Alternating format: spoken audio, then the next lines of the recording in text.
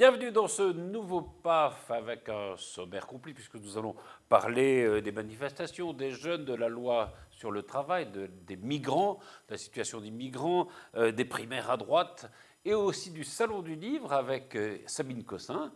Bonjour. Du théâtre Le Prisme. On dit théâtre, non? On dit Si, on peut dire théâtre Le Prisme, ou si on dit Le Prisme tout seul, on pense plutôt à une figure géométrique. Voilà, pour ça, ou alors on dit Le Prisme, Centre de développement artistique de Saint-Quentin-en-Yvelines. C'est beaucoup plus long, Patrick. Ah, c'est beaucoup plus long. Ça fait rêver. Très joli, mais enfin c'est moins théâtre, c'est plus classique. C'est moins Enfin, fini, bon. oui. Jean-Luc Madec, et on dit de la commanderie des Templiers.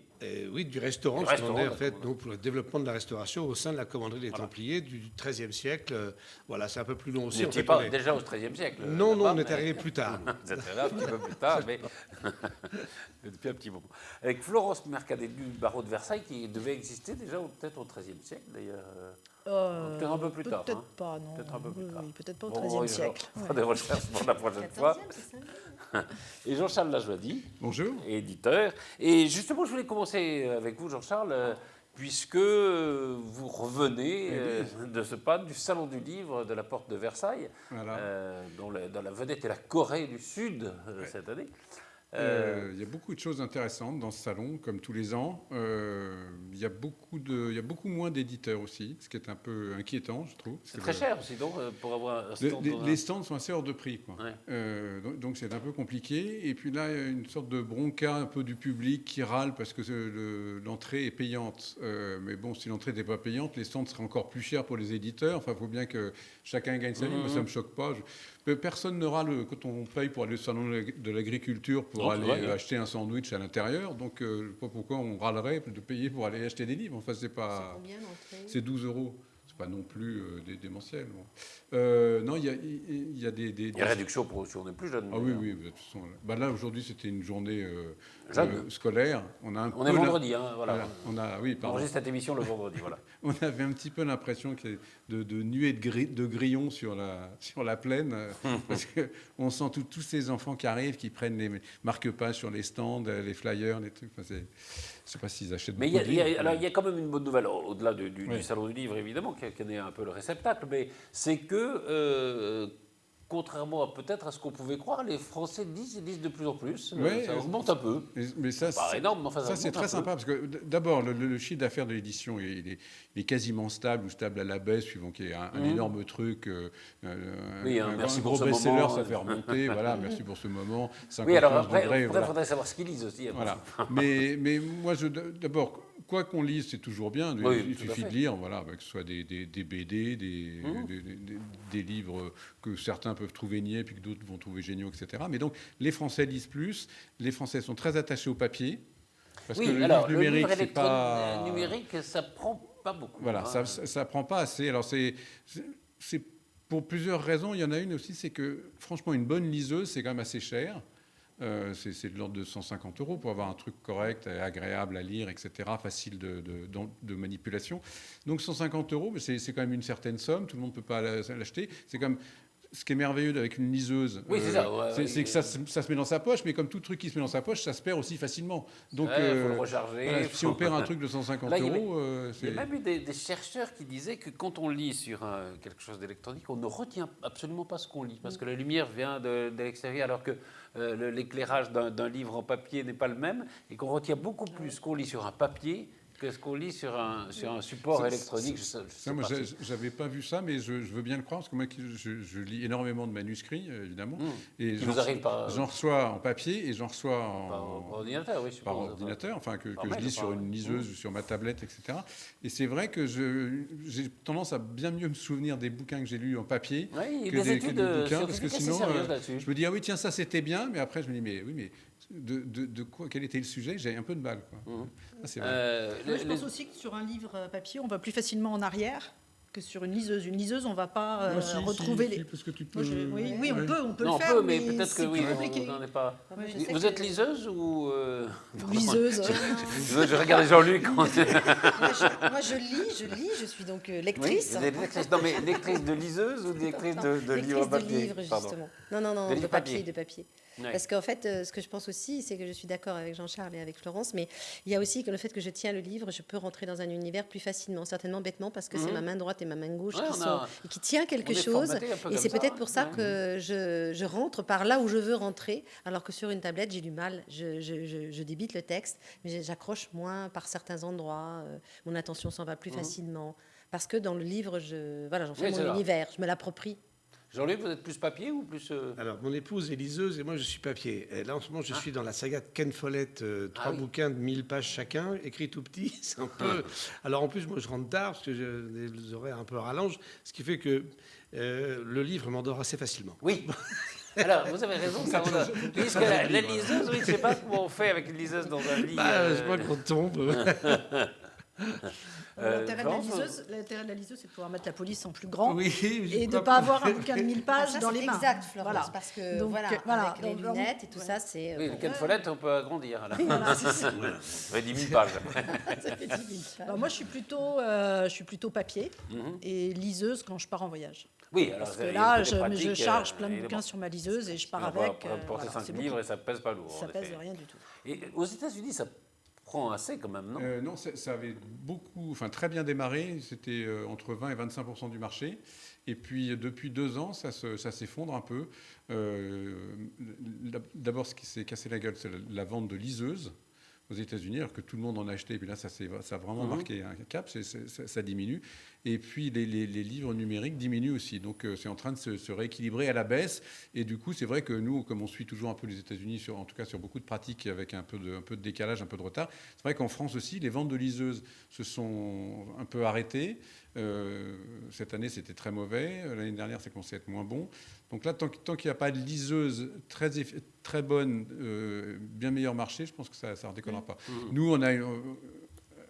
je parle vraiment là de mon cas. On fait quoi 3% de ce qu'on fait en papier, en numérique, quoi. Et pour un éditeur, c'est la même chose, enfin, c'est le même juridiquement, etc. Enfin, Oui, il n'y a pas trop de contrairement à différence. ce que tout le monde pense que le livre numérique, les éditeurs s'en mettent plein les poches, que ça coûte rien. Mais ça coûte, dans un livre, c'est pas le papier qui coûte cher. Il faut arrêter avec cette idée-là, quoi. C'est éventuellement les retours de librairie, ça c'est très cher. Mais ce qui coûte cher dans un livre, c'est l'auteur.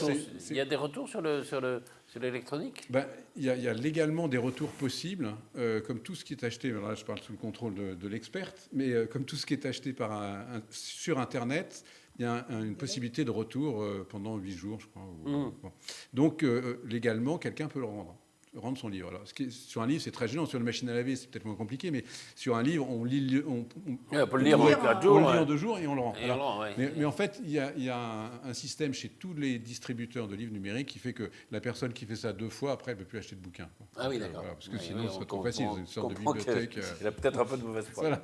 Il y a une autre chose qui se passe aujourd'hui, c'est le livre, l'impression à la demande, qui paraît-il est assez en hausse.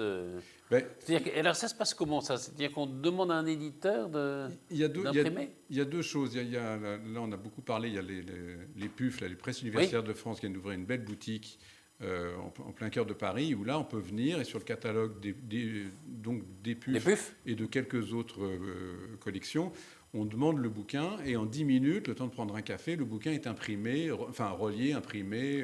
Voilà. Et au bout de 10 minutes, c'est quelque chose qu'ils ont dans leur voilà, stock. la machine est dans Il n'y a pas de stock. et dans la librairie. Dans leur stock, dans leur programme. Dans la pardon. librairie.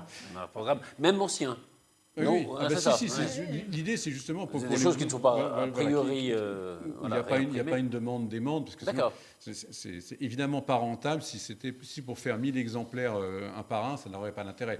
Donc c'est un client qui arrive, qui dit tiens, moi je voudrais ce bouquin-là, vous voyez, il n'est plus en stock, hop, on peut le faire Et comme le ça. client peut venir avec une clé USB en disant j'ai un bouquin dans la clé USB, j'aimerais que vous me l'imprimiez. Voilà. Également aussi. Après, c'est un truc qui existe. Alors au-delà des PUF pour tous les éditeurs, pour justement les livres un peu en fin de vie où il n'y a plus de demande suffisante pour réimprimer 500 ou 1000 exemplaires, qui est quand même une quantité minimum. Mais il est imprimé comme une photocopie ou comme non, comme un vrai bouquin. livre. Pas tout à fait, parce que c'est de l'impression numérique. Mais l'impression numérique a fait de tels progrès que maintenant, il faut vraiment être expert pour entre 2 bouquins. Ça, c'est une machine classique et ça, c'est du numérique. Mais ça reste du numérique. Donc avec peut-être de temps en temps un tout petit peu de de difficultés sur certaines couvertures, sur des vernis, sur des choses qui ne sont pas... Tout n'est pas possible sur des couvertures numériques. Et les livres qu'on trouve, après on va passer à autre chose, mais les livres qu'on trouve sur Internet, par exemple, l'autre jour, je ne sais pas, j'avais besoin de consulter un livre, mais qui est, alors, je pense, dans le domaine public, et je l'ai trouvé en entier sur Internet. Ça, c'est des livres qui sont dans le domaine public, c'est ça? Alors, oui, parce que d'abord, il y a la BNF, la Bibliothèque nationale de France, qui a un énorme fonds qui a numérisé des tonnes de livres, etc., où là, on peut effectivement les avoir de cette façon. Mais gratuitement, hein, oui. Ça m'a étonné. Enfin... Mais on pourrait aussi les avoir, puisqu'ils sont libres de droit, on peut sûrement trouver une pièce de Molière gratuitement, mais on pourrait aussi la trouver payante chez un autre éditeur qui a envie de l'éditer et de l'éditer correctement. Après, il y a peut-être des notes. Tout est faisable, en fait. Alors, on va parler d'un peu de politique pour faire plaisir à Sabine. C'est la passion. Vous ne vivriez pas sans politique. Et alors, donc, vous savez qu'il y avait des élections législatives partielles la semaine dernière. Je disais vendredi, donc le deuxième tour n'a pas encore eu lieu. Il aura lieu dimanche et il y a un suspense absolument insupportable pour savoir qui va gagner. Je vous propose de voir un reportage justement sur ce premier tour des élections législatives partielles à Versailles, notamment. Seulement 12,98% pour le candidat socialiste, multiplication des listes à gauche et dynamique nationale ont eu raison des ambitions de Tristan Jacques dans la deuxième circonscription des Yvelines. Maire adjoint de Manille-les-Hameaux, où il ne devance son adversaire de droite que de 3%. Il avait pourtant tenté de montrer ses différences avec la politique du gouvernement, insuffisant pour une candidature commune avec Europe Écologie Les Verts, l'une des seules formations en progression par rapport à 2012. Moi, je vais continuer à faire du porte-à-porte tous les jours. Je vais continuer, comme j'ai fait ce matin déjà, à aller à la rencontre des Yvelinois, comme j'ai fait ce matin à la gare de Versailles-Chantier. Voilà, moi, je continue de m'avancer et je vais essayer de frapper au plus grand nombre de portes pour essayer de mobiliser les électeurs. Le PS a divisé son nombre de voix par 4, les Républicains par 2, et finalement on est les seuls en nombre d'électeurs qui nous maintenons. Enfin, on a à peine baissé, donc c'est une super nouvelle. On ne donnera pas de consigne de vote puisque les électeurs sont libres de leur choix. Hein. Ça s'appelle la démocratie et c'est très bien comme ça. Sauf surprise, c'est donc Pascal Thévenot, maire de Vélizy, soutenu par les électeurs de sa commune, qui devrait l'emporter. Sur l'ensemble de la circonscription, il totalise plus de 46%. Ma campagne ne s'arrête pas, quel que soit, même si on peut imaginer qu'il y a de grandes chances que j'arrive à l'emporter dimanche prochain, mais c'est ma nature et puis j'étais à bonne école avec Valérie Pécresse là-dessus. Une élection, ça se gagne que le soir à 20h. Donc là, je serai encore sur les marchés, je serai encore en porte-à-porte. J'aurai encore des équipes dans toutes les gares et je les accompagnerai tous les matins. Un duel droite-gauche pour le second tour programmé dimanche qui masque le résultat du Front National, 4e, devancé par Benjamin Lacombe, issu du mouvement Yvelines pour tous. La liste Manif pour tous, en réalité, est un copier-coller de notre programme. Ils sont également contre l'immigration massive, ils sont pour la sortie de Schengen, ils sont pour le débat sur l'euro.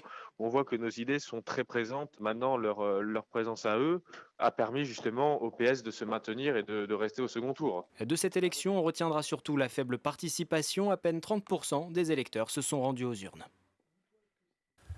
C'était donc l'ancienne circonscription, je ne l'avais peut-être pas dit, de Valérie Pécresse, qui est devenue présidente de région. Donc circonscription qui était à droite, mais quand même, il y a un effondrement, même s'il figure au deuxième tour, et même si le résultat du deuxième tour n'est pas encore acquis, du candidat du PS. Non. Voilà, j'ai fait. Il n'y a rien d'autre à dire. Hein. 13%. Ouais. C'est pas Et une montée de cette liste Yvelines pour tous, qui est en effet issue des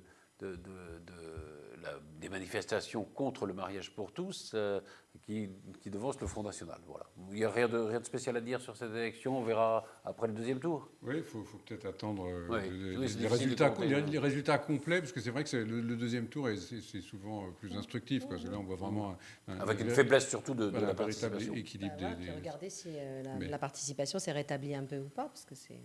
Bon, honnêtement, on comprend que ça passionne pas. C'est un peu joué d'avance. Je veux dire, on ne peut pas en vouloir aux gens de ne pas aller voter cette fois-ci. Oui, mais c'est la représentation du peuple, donc c'est dommage. Oui, ils se sont représentés. Non, mais c'était... Ouais. Oui, c'est une circonscription où beaucoup de gens pouvaient penser que c'était un peu joué d'avance. Voilà, alors, autre fait politique qui concerne le territoire, c'est l'annulation de l'élection du président de la communauté d'agglomération On regarde un sujet, puis on en parle tout de suite après. On est satisfait parce que c'est aussi, au-delà de la décision, ça montre qu'il est nécessaire vraiment que tout le monde se remette autour de la table et qu'on arrête de manière très claire des méthodes de travail. Nous, ça fait des mois qu'on demande à ce qu'il y ait une charte de bonne gouvernance pour savoir où on va, d'où on part, où on va et comment. Et ça nécessite de réfléchir ensemble. Et c'était pas vraiment l'ambiance jusqu'à présent. Donc on espère que ce jugement va ramener chacun à la raison. On va la fermer. Alors, c'était le témoignage de Sandrine Grand-Gambe, qui est la représentante du Parti socialiste. Il y a eu une annulation, c'est pour une question de forme, hein, Jean-Luc Madec. Oui, c'est vraiment une question de forme. Clairement, les élections municipales en mars 2014 ont été nettes. La droite Oui, c'est ça, il n'y a pas un changement de majorité. Doit remporter la gouvernance de la ville nouvelle. Là, pour une question de forme, on annule tout, il faut recommencer. Il y avait des décisions très lourdes qui ont été prises en amont. Là, maintenant, ça va bloquer des décisions pour encore une période. Très sincèrement, on parlait à l'instant de l'abstention. Est-ce que c'est parce que les gens pensent que c'était gagné d'avance ou est-ce que c'est parce qu'ils se désintéressent de cette forme politique? Je pense que c'est le deuxième cas. Les gens commencent à se désintéresser. Voyez-vous, ils vont voter qu'on respecte leur vote. C'est la moindre des choses en démocratie. Or là, pour des problèmes de forme, et ce n'est pas la première fois que ça arrive, pas seulement dans la ville nouvelle, mais aussi en France, on voit qu'on se chicane sur des choses absolument sans importance pour... En tout cas, les citoyens qui, eux, demandent aux politiques d'avoir une vision pour leur avenir et ceux de leurs enfants. Quelle vision a-t-on là? On annule tout pour problème de forme, alors qu'on sait très bien que la droite est au pouvoir dans la ville nouvelle de 50 ans et ville. Point. Qu'on y aille. Il y a des actions à entreprendre, il y a des initiatives à prendre, qu'on laisse les gens pour qui nous avons voté prendre ces initiatives. Après, il y a un respect du droit. Voilà. Voilà. Bien sûr, il y a le respect du droit, d'accord. Enfin, écoutez, vous avez regardé comme moi ce qu'il en était à l'égard de l'attaque pour laquelle le tribunal administratif a décidé d'annuler l'élection. C'est vraiment sans grande importance, eu égard, encore une fois, aux enjeux. Oui, ce que vous dites, qui sont ça bloque devant un nous. peu voilà, bien les sûr. décisions. Et Bon, la ville nouvelle, elle est vivante. Il y a des entreprises qui y arrivent, d'autres qui partent, certaines sont en difficulté. Il y a des emplois à créer, il y a de transport, de logement. Qu'on agisse, bon sang, et qu'on laisse les gens qui ont été élus pour ça agir. D'accord. Ouais, c'est un point de vue intéressant. Oui, enfin, ce qui est plutôt positif, c'est que ça n'a pas bloqué les actions du président. Non, mais ce que je veux dire, c'est que tant qu'il y a eu ce recours, on n'a pas eu un gel des actions de la part de Michel Laugier. Il a quand même avancé sur un certain nombre de sujets. Je pense qu'il va faire des élections rapidement et que la chose ne va pas durer. Oui, parce qu'il y a deux possibilités. Il y a soit l'appel. Il peut y avoir 6 mois de délai. Il y a soit faire appel qui prolongerait évidemment le délai, soit accepter cette annulation et refaire des élections, ce qui peut... C'est juste réunir le conseil communautaire et refaire un vote. Oui, bien sûr, mais quel spectacle affligeant on donne aux électeurs. Il faut arrêter ça. Enfin, moi, je suis de l'avis de Florence, quand même. Si le droit, c'est le droit. S'il y a quelque chose qui ne va pas, alors... Quelquefois, on peut trouver ça anodin quand ça ne nous arrange pas, etc. Mais il n'y a pas de limite. Le droit, c'est le droit. Il faut respecter la loi et la règle. Ça, c'est le message à faire passer. Tout le monde va la respecter. La jeunesse, hein, personne ne peut faire autrement.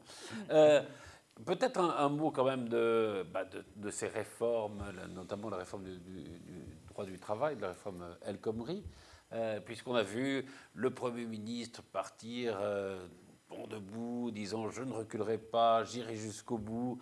Ça a duré jusqu'à ce que des jeunes manifestent dans la rue, hop, recule tout, on se réunit un dimanche à l'Élysée, on réécrit vite fait une loi qui finalement ne satisfait plus personne, puisque la gauche était déçue déjà, la droite l'est aussi, le patronat s'en flouait, et finalement on a une loi peut-être, un projet de loi qui sera peut-être inefficace. Sur cette façon de gouverner, qu'est-ce que vous en pensez les uns et les autres? C'est déprimant, c'est totalement déprimant, cette reculade permanente. C'est-à-dire que ce soit les taxis, les chauffeurs de VTC, de VPC, les jeunes qui sont extrêmement peu nombreux à manifester. Alors là, on se demande pourquoi on les écoute, parce qu'il suffit maintenant d'être 12 dans la rue pour faire changer. J'aurais peur des jeunes, historiquement. Mais on a un peu l'impression que le président a peur de tout. peut-être même de son ombre. C'est-à-dire que dès que quelqu'un émet un truc, oh là là, on va réfléchir, il faut prendre en compte. Mais je veux dire, il n'est pas élu pour réfléchir et écouter la rue. On ne gouverne pas avec la rue, enfin, surtout avec une ruelle. Enfin, je veux dire, là, c'est rien. Enfin, c'est ridicule. Ces adolescents, si les journalistes faisaient bien leur boulot et posaient des vraies questions, je serais vraiment curieux de savoir ce que ce peu de jeunes qui manifestent c'est vraiment de la loi. Mais ils sont là, oui, on ne veut pas de précarité. On a vu le leader de l'UNEF, qui est quand même étudiant, il a 28 ans. Ben voilà, oui. Lui, il a une certaine expérience de trucs, sur les lycéens. Enfin, il y a quand même un problème majeur, c'est que visiblement, on présente une loi par le gouvernement sans visiblement avoir pris au préalable la précaution de discuter avec les partenaires sociaux. Donc, on fait les choses à l'envers. C'eût été presque normal s'agissant d'un gouvernement de droite, puisque, bon, à l'époque, je parle pour les équipes de Nicolas Sarkozy, on y allait vraiment quand même, trop fort. Toutes les réformes de Nicolas Sarkozy de 2007 et 2008 sont passées sans recul. Absolument, mais là, c'est pas les taxis sont. Oui, c'est pas sur le droit du travail. Là, c'est pas la première fois qu'on constate qu'on présente un projet de loi sans l'avoir discuté au préalable avec des partenaires.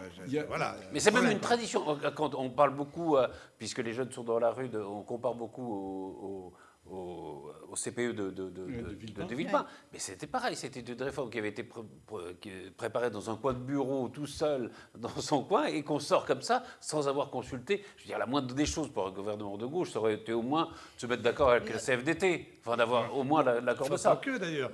Non, mais déjà, puisque c'était les plus proches et les plus faciles à convaincre. Par contre, je me réjouis que ça ait permis, pour une fois, à la CGPME de pouvoir prendre la parole, ce qui est assez rare. C'est vrai. Il y a une anecdote assez amusante, il y a un papier je crois que c'est dans Le Monde, sur les différents ministres du Travail avec des anecdotes des uns et des autres. Et il y a un type qui raconte des discussions avec Soisson, à l'époque ministre du Travail, qui était également maire d'Auxerre, si ma mémoire est bonne. Et je ne sais plus quel syndicaliste arrive pour discuter dans le bureau de Soisson, et bien évidemment, il se tutoie. Et Soisson lui dit, il regardait un match de foot avec Auxerre, il dit, si Auxerre gagne, je te donne tout. Mais c'est vrai que... C'est vraiment là. Je pense qu'il avait aussi un verre de whisky à la main, parce qu'il aimait aussi à boire aussi.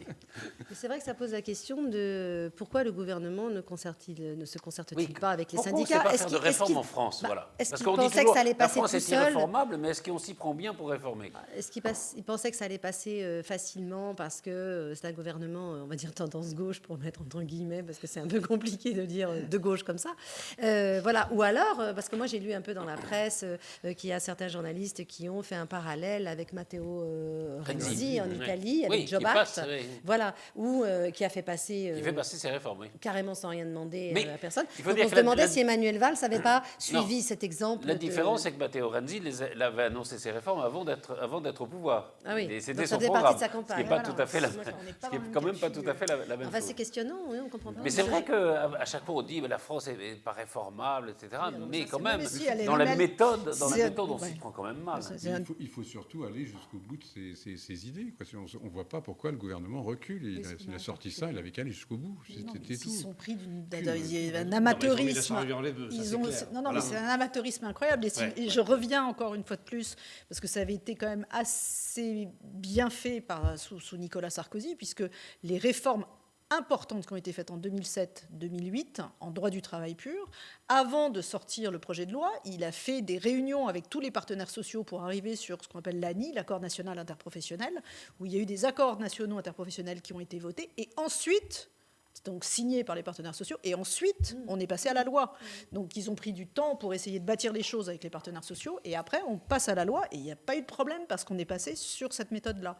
Or là, c'est surprenant, quoi. Je dirais un peu, peut-être dans le sens, même s'il ne l'a pas dit encore de Jean-Luc, est-ce que ça ne vient pas aussi de la mauvaise représentativité des syndicats qui fait que finalement on se dit, est-ce que ça vaut le coup d'aller négocier avec eux avant ? On le voit bien dans la présentation. En sachant d'avance quelles seront d'ailleurs leurs positions. Mais dans la présentation de la loi, on voit bien qu'on s'adresse aux grosses boîtes. La France, c'est pas que les grosses boîtes, je vous rappelle, 2,5 millions de petits patrons en France, 60% des salariés. Vous êtes sûr que sont le des petites plafonnement, boîtes. par exemple, des indemnités, ça concernait pas Les indemnités prud'homales, mais attendez, excusez-moi. Le plafonnement, c'est pour les petits, pas pour les grandes, hein. Attendez, excusez-moi. Qu'est-ce que vient faire là-dedans le plafonnement des indemnités prud'homales? Ça concerne quelques dizaines d'entreprises par an. Mais c'est rien du tout. Enfin, soyons sérieux. Non, mais attendez, excusez-moi. Je connais un peu le tribunal des Laissez parler Jean-Luc, d'abord. Je vous assure que ça concerne relativement peu de cas. Donc, on a fait tout un tralala, mais il y avait des choses bien plus importantes. Non, mais là, je parle pas des procès au prud'homme. Mais c'est ça l'idée. Non, le plafonnement, c'est les condamnations au prud'homme. Ne confondez pas les choses. La plupart des procès au prud'homme, d'abord, sont gagnés par les salariés et pas par les patrons. Ça, c'est ce qui gêne les patrons. Mais c'est pour ça qu'il y a un plafonnement. Mais non, mais écoutez, le plafonnement sur les 18 mois de salaire. Pas 18, 15. 15 mois de salaire.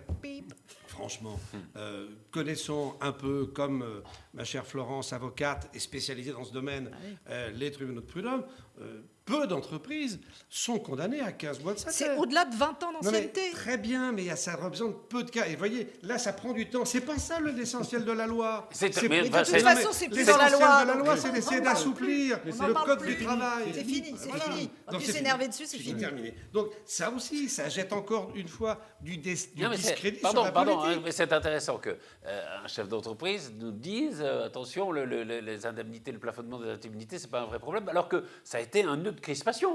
Mais c'est un tort. C'est un tort, c'est clairement un tort. Et c'est clairement un tort de présenter en permanence les lois et les réformes uniquement pour les grandes entreprises et pour la fonction publique. Absolument pas d'accord. Le MEDEF y tenait absolument. Ah ben le MEDEF, oui, je comprends. Non mais attends, le plafonnement, Jean-Luc, le plafonnement pour les grandes entreprises, c'est pas un sujet. Le sujet du plafonnement, c'est pour les TPE et les PME pour avoir une lisibilité, c'était ça. Les PME n'ont rien demandé, en l'occurrence dans ce domaine. Les TPE et les PME ont demandé un assouplissement du code du travail. Moi, le CGPME ah oui, pour une fois, on les a bien entendus. Et ils étaient sur le plafonnement. C'est un sujet mineur comparé aux autres sujets dans le cadre de la réforme du Code du travail. Je vous assure que c'est le cas. Et je vous rappelle que les bandes sont à votre disposition sur Internet. Écoutez bien ce qu'a dit le président de la CGPME. Il n'a pas focalisé sur les plafonnements des indemnités prud'homales. Il en a parlé, bien sûr, puisque c'était dans la loi. Ça n'avait pas grand-chose à y faire. Ce que nous demandons, nous, les petites boîtes, c'est simple, c'est de la souplesse dans l'embauche des salariés, et puis qu'on ne se fasse pas mener au pilori dès lors qu'on doit prendre une décision. D'ailleurs, vous remarquerez que dans les grandes boîtes, d'abord, on n'est pas représenté malheureusement ou mal, et on ne descend pas dans la rue. Et en plus, on voit bien que ce qui descend dans la rue, ça ne représente en rien le tissu économique français. En rien. Là, on parlait d'1 million de signatures. 1 million de signatures contre la loi El Khomri. Quand vous voyez qu'il y a 7 millions de personnes dans la fonction publique, 2 millions d'étudiants, vous dites qu'1 million de signatures, c'est assez facile. Bon, par contre, vous avez 44 millions de Français qui sont censés voter, il y en a 25 millions qui ne vont pas. Alors voilà, il y a un vrai problème. Donc là, encore une fois, on est en train de faire haro sur la politique, et évidemment, les Français ne vont pas voter, et pour cause. Et le problème de la pétition, c'est que la façon dont était présentée dans la pétition la loi El Khomri avec les questions était, pour la moitié de les questions, étaient fausses. Mais oui, et puis c'était faux. Manipulé totalement. Bien sûr. Enfin, voilà. Et on a fait tout un tralala sur le fait qu'il y avait 1 million de signatures. Ce qui est extraordinaire, c'est que c'était sur change.org, et sur change.org, on a lancé une pétition pour la loi El Khomri, ils l'ont prise, il n'y a pas de problème. Ah bah oui, toutes les pétitions. On prend tout. Bon, enfin, c'est encore un discrédit jeté sur le monde politique, dommage. Et beaucoup de bruit quand même pour pas grand-chose. Pour rien. Shakespeare. Oui, beaucoup de pour rien. Mais d'autant plus que... tout finit par Shakespeare. D'autant plus que... Sabine avait raison. Finalement, les gens qui aujourd'hui s'expriment, sont-ils ceux qui représentent vraiment les Français ? C'est-à-dire lesquels ? Les gens qui descendent dans la rue. Ami parlait de quelques centaines d'étudiants, d'1 million de signatures de pétitions qui ne veulent rien dire. En même temps, les Français que vous côtoyez, comme moi, en ont assez de tout ça. Et résultat des courses, ils ne vont pas voter, ils ne s'intéressent plus à la politique, et ils attendent quoi ? Ils attendent que ça bouge. Il y a peut-être autre chose. Alors, au-delà de la loi elle-même, et quand... En effet, ce que disait Jean-Charles est vrai. Je veux dire que beaucoup de gens qui manifestent ne savent pas exactement ce qui est dit dans la loi. Mais est-ce qu'il n'y a pas ce sentiment quand même que les choses vont être plus difficile qu'elle n'était et que les gens en ont peut-être assez, qu'on leur demande de plus en plus d'efforts, de plus en plus de sacrifices. Si on continue à s'y prendre à l'envers, si on continue à marcher sur la tête, oui, ça va être difficile. Non, mais je pense Non, que mais c'est difficile. Non, mais je veux dire, pourquoi plus de précarité pour les salariés? Je veux dire, Oui, donc ils à un rejettent en moment, bloc, il y a peut-être une réaction de dire bon, on en a un peu marre, quoi. Mais je Qu'on pense nous que demande toujours ça. surtout, il y a eu une très mauvaise, mais c'est ce que vous disiez, ce que disait Jean-Charles, il y a une très mauvaise explication de cette Oui, loi, très mauvaise pédagogie, oui. extrêmement mauvaise pédagogie, parce que si on la reprend calmement, sans hystérie, en dehors, mettons, exit les problèmes de plafonnement. Et de toute façon, moi, avec mon expérience de 30 ans de droit du travail, je peux dire que les plafonds qui ont été donnés, ça correspond aux condamnations prud'homales. Donc il n'y a pas de quoi non plus en faire un foin. Donc là, il n'y a pas de quoi en faire un foin. La modification sur le licenciement pour motif économique, tel que ça a été revu en rétropédalage dernièrement, c'est la jurisprudence française. Donc il n'y a pas de quoi non plus hurler ni dire quoi que ce soit. Et cette loi, en réalité, est une espèce de synthèse de ce qui existe en termes de jurisprudence, les seules avancées. Et c'est un peu là-dessus sur lequel les gens n'ont pas trop réagi, parce qu'on entend parler, les licenciements économiques, c'est scandaleux, le plafonnement, c'est scandaleux. C'est tout ce qui va toucher aux 35 heures. Puisque là, il y a des possibilités et des ouvertures extrêmement importantes sur les 35 heures. Sur l'astreinte aussi. Ça, c'est fini, ça. Ils l'ont retiré. Non, mais c'était sur l'astreinte, sur les apprentis, sur l'astreinte, ils l'ont retiré. Sur les apprentis, notamment sur le fait qu'ils peuvent faire plus d'heures, ils l'ont retiré également. Mais ils ont laissé quand même les ouvertures sur les 35 heures et sur les heures supplémentaires, sur la négociation, sur la majoration des heures supplémentaires, sur le quantum. Enfin, il y a des tas de choses qu'on peut continuer à faire. Ça, ils n'ont pas touché.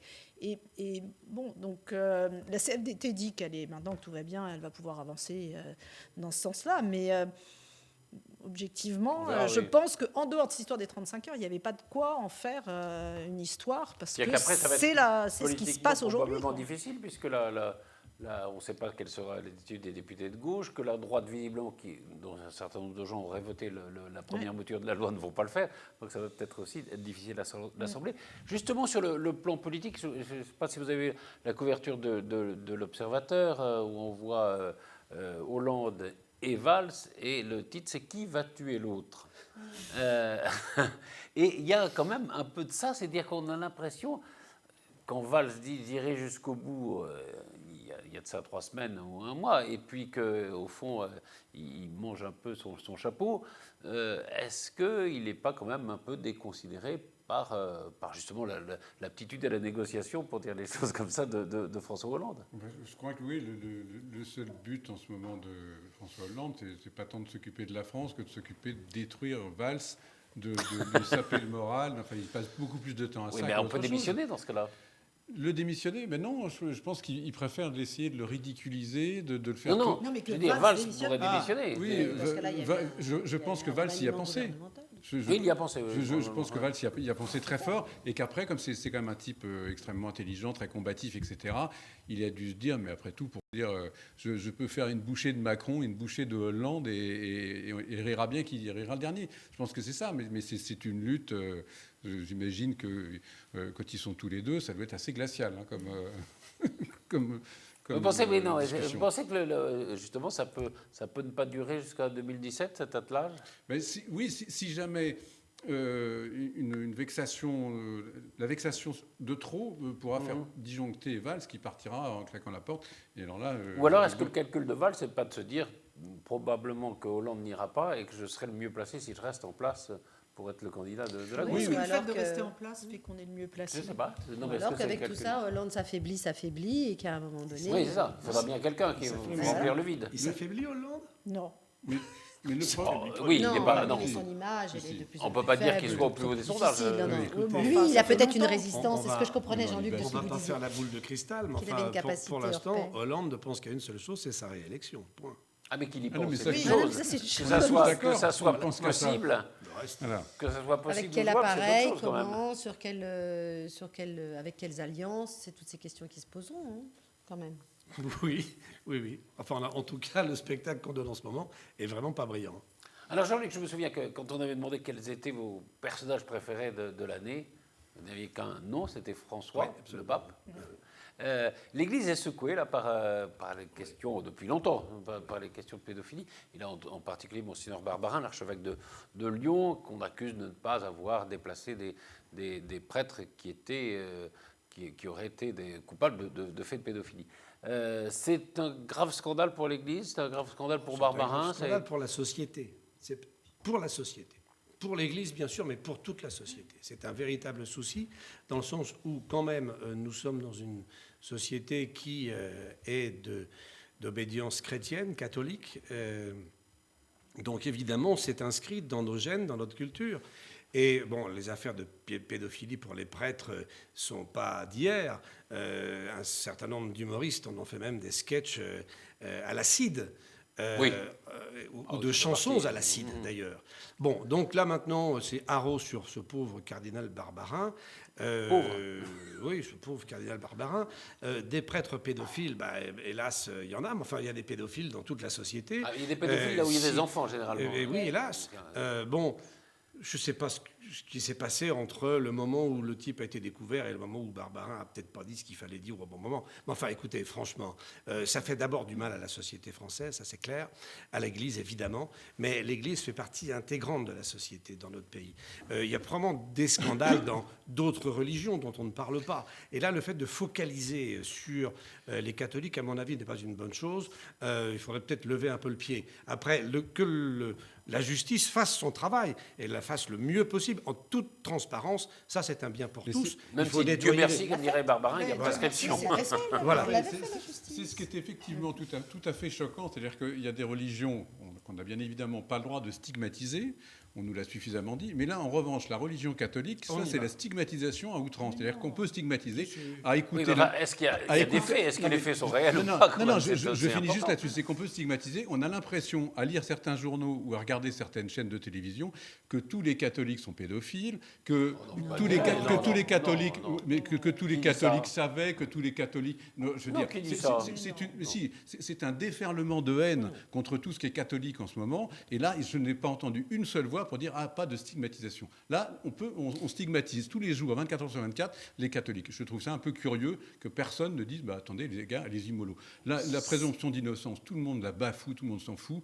Le Barbarin, c'est une cible. Je ne suis pas au courant, moi, je ne connais pas le dossier à fond, donc je ne me permettrai pas de juger, mais je trouve quand même curieux ce déchaînement médiatique, mais démentiel. C'est-à-dire que... Moi, je pense que ça rejoint des affaires qui ont été peu ou pas résolues, parce que je crois que les prêtres dont il s'agit, qui sont donc pervers, pédophiles et qui ont qui ont mis en exécution leur perversité, et donc il y a des jeunes qui eux ont été en souffrance et le sont encore, des adultes qui le sont aujourd'hui. Je pense que ceux-là, ils ont été jugés, je pense, et ce qui est reproché au cardinal Barbarin, c'est de ne pas avoir pris de position au moment pour les évacuer ou les évincer. Mais la justice a été rendue sur ces cas-là. Mais c'est important quand même de remettre juste les informations. Et je pense que ça rejoint... Sa défense est de dire qu'il l'a fait dès qu'il l'a su. Voilà. Et je pense que pourquoi il y a une telle stigmatisation, je rejoins un peu le point de vue, mais bon, je voudrais être un peu plus douce là-dessus. Je pense que ça rejoint des cas où il n'y a pas eu de prise de position. Il n'y a pas eu et donc ça s'accumule. On a l'éducation nationale qui est dans le même cas. Oui, bien sûr, il faut quand même le dire. Pour cardinal Barbarin, il y a lui, il y a la religion stigmatisée, catholique ou pas. Je suis d'accord, on est tradition judéo-chrétienne, je dirais même judéo-chrétienne pour être plus vrai. Donc c'est très ancré. Voilà. Par contre, moi, je voulais juste attirer l'attention sur le fait que les décisions ne sont pas prises, que les choix ne sont pas faits d'éloigner ces malades. Ce sont des pervers. Ce ne sont pas des gens. C'est pas tous les prêtres, c'est pas tous les enseignants, c'est pas tous les hommes avec les petits garçons.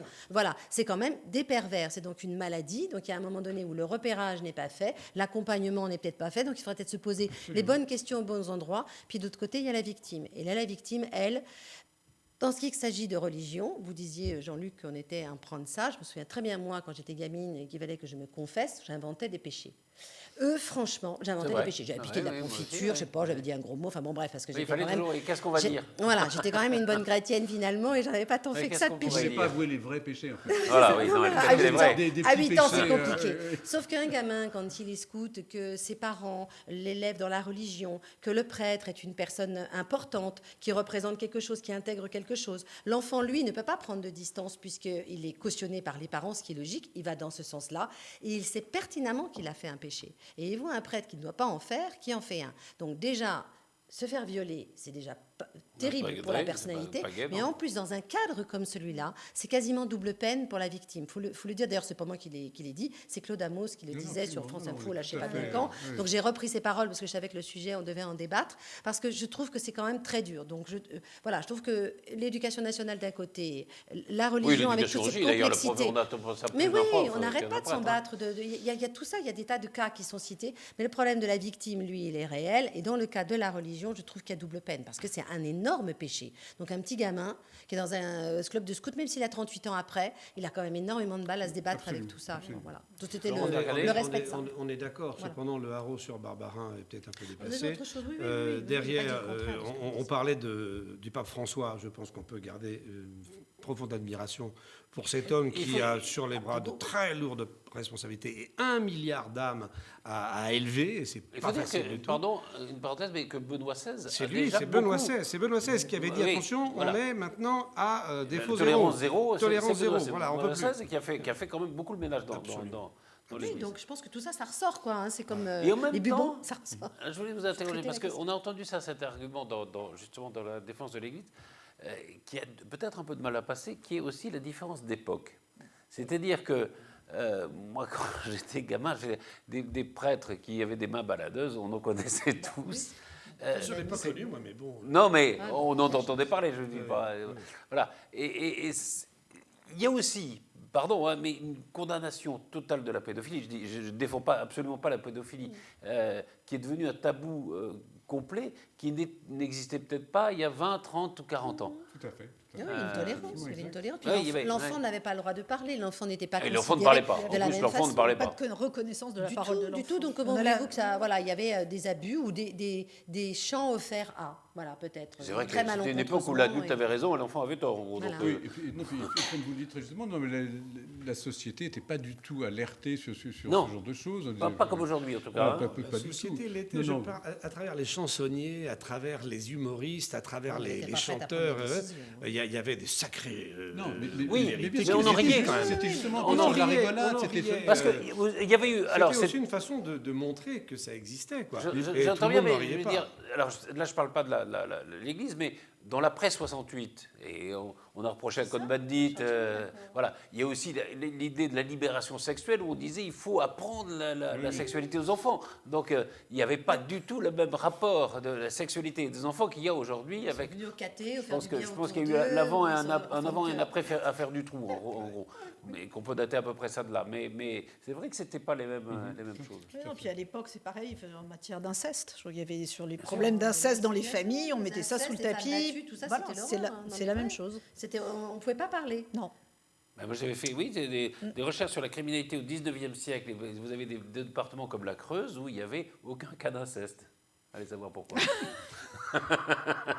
Enfin, traduit pour la justice, évidemment. Ce qui est dangereux dans les statistiques de la justice. C'est de faire en sorte que les juges ne se transforment pas en bourreaux. C'est sûr, ouais. Mais oui, et de savoir exactement quelle est la responsabilité des uns et des autres. Est-ce que vous n'avez pas été... Alors, je pense que vous l'avez été, puisque vous avez cette position, mais moi ça m'a un peu alerté, en tout cas, quand j'ai entendu le Premier ministre dire au propos de l'archevêque de Lougnon qu'il devait s'expliquer. Est-ce que c'est le rôle du Premier ministre d'intervenir comme ça dans une affaire récente dont je ne sais pas s'il connaît vraiment le dossier ou pas. Enfin, je pense qu'il devrait dire la justice doit travailler, point. Exactement. C'est étonnant quand même. Hein. C'est choquant, encore une fois. Il prend des positions sur les footballeurs, sur les cardinaux. Oui, voilà. Sur les footballeurs, puisque j'imagine qu'on allait en parler après, c'est un peu différent parce que j'imagine que si c'est exprimé sur Benzema, c'est qu'il était au courant de ce qui est sorti hier ou ce matin dans l'IB. Je pense que là, lui, il le savait. Manuel Valls.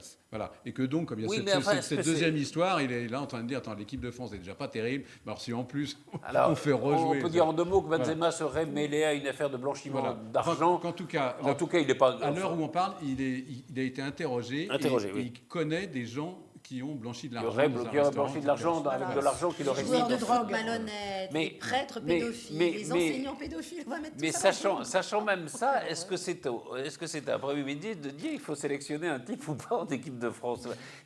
À un moment, est-ce que vous parliez de la crise de gouvernance? On attend quand même des. On en est là. On est quand même tombé très bas. Oui, c'est quand même.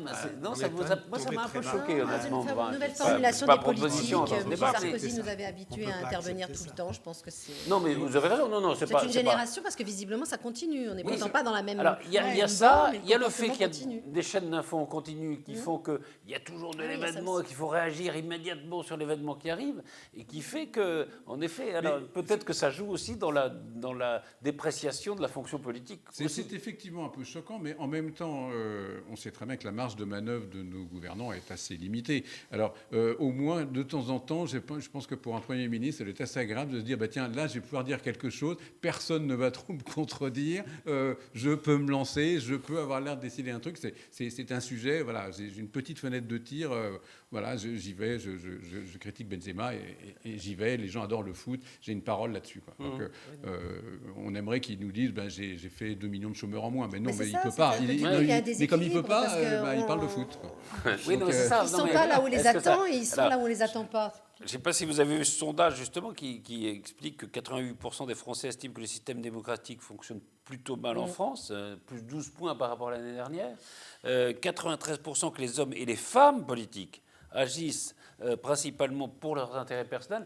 Jusqu'à présent, on pensait que les femmes politiques étaient un peu mieux considérées. Elles sont dans le même sac. Et 77% considèrent que la plupart des hommes et des femmes politiques sont corrompus. Même, c'est un petit peu excessif. Non, c'est probablement excessif, oui. Non, mais c'est un sondage. Mais d'accord, mais on peut relever aussi les politiques. Non, mais on ne dit pas que 77% sont corrompus. 67% des Français pensent que. C'est-à-dire qu'ils ont une image quand même. Regardez le spectacle qu'on leur donne, tant au plan local qu'au plan national. Regardez, ou même au plan européen. L'affaire des migrants est un exemple de l'incurie de nos gouvernants à l'échelle européenne, quand même. Je ne suis pas d'accord, parce que c'est trop facile d'abord sur le problème des migrants. Que faire, quand faire, on et va comment parler faire. peut-être du problème des migrants, si vous voulez. On va y revenir. Mais les hommes et les femmes politiques sont bien évidemment pas tous des pourris. Ils passent leur temps, leur temps sur le terrain. Ils font des efforts absolument incroyables, que ce soit au niveau municipal, local, régional, à l'Assemblée nationale, à l'Assemblée européenne. Non, vous avez raison, mais là, il ne faut pas prendre le sondage au pied de la lettre, mais il y a quand même une déconsidération quand même terrible de la fonction politique. Parce que je pense que c'est facile dans l'esprit du français moyen et souvent médiocre de dire ouais, tous pourris, etc. Mais c'est peut-être aussi une projection des gens qui pensent ça, qui disent ouais, c'est des corrompus, parce que moi, à leur place, je serais le premier à me laisser corrompre. C'est peut-être ça l'enseignement du truc. Ce qui est quand même assez étonnant et intéressant, c'est que malgré ce jugement, qui est quand même très négatif, on a quand même de plus en plus de candidats. Voilà, il n'y a pas, il y a pas une crise des vocations, en tout cas en politique. Quand vous voyez le nombre de candidats aux primaires de la droite, c'est étonnant ça aussi quand même, non ? Moi, si vous connaissez mon avis, je trouve que les primaires, c'est le truc le plus débile qu'on ait inventé et c'est la pire des conneries qu'on ait importé des États-Unis. Alors, je ne vais pas changer d'avis. Je trouve ce truc ridicule, c'est la mort des partis politiques. On trouve encore plus de... Enfin, ça ne veut plus rien dire. Ça ne sert plus à rien de militer dans un parti maintenant. Puisque de toute façon... Oui, c'est évidemment la crise des partis. Non, mais donc, ça veut dire qu'il n'y aura plus de militants. Donc, il n'y aura plus de gens qui seront vraiment intéressés. Parce qu'on peut critiquer, encore une fois, parce qu'on critique toujours tout. Mais le militant du PS, comme le militant du Parti des Républicains, sont des gens qui passent leur soirée dans des meetings politiques, dans des réunions de section ou des réunions de, je ne sais pas comment ça s'appelle, de comité, pour discuter, pour imaginer des lendemains meilleurs, pour trouver des idées, etc. Plutôt que de regarder la télévision à Vachy dans le canapé. Donc ces gens-là bossaient. Mais là maintenant on leur dit, de toute façon, ok, vous avez passé votre vie à réfléchir, mais on s'en fout. On veut ouvrir la décision du candidat qui va représenter vos idées à tout le monde. N'importe qui pourra aller voter. Vous avez milité, ça n'a aucune importance. Rentrez chez vous. Oui, mais parce qu'il y a une crise des partis politiques. Il y a une crise. Il y a eu une énorme bêtise faite par les socialistes d'inventer cette primaire. Enfin, on voit ce que ça a donné. On ne peut pas dire que Hollande a été le meilleur candidat quand même. Et non seulement, c'est donc un échec total. C'est un très bon candidat. Oui, non, mais le résultat est quand même un très bon candidat.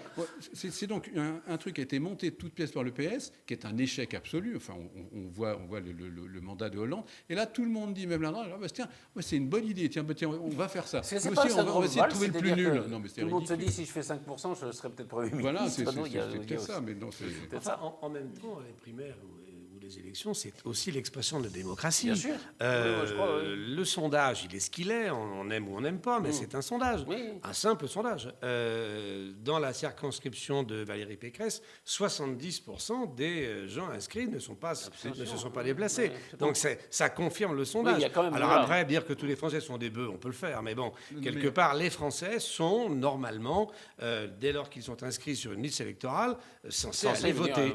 Donc l'expression de la démocratie, c'est ça. Je vous coupe, mais qu'est-ce qu'il y a de démocratique dans une primaire où un type de gauche peut aller voter pour le candidat de droite, où les candidats de droite peuvent aller voter pour les candidats de gauche et fausser ainsi les résultats? C'est tout sauf de la démocratie. C'est pas majoritaire.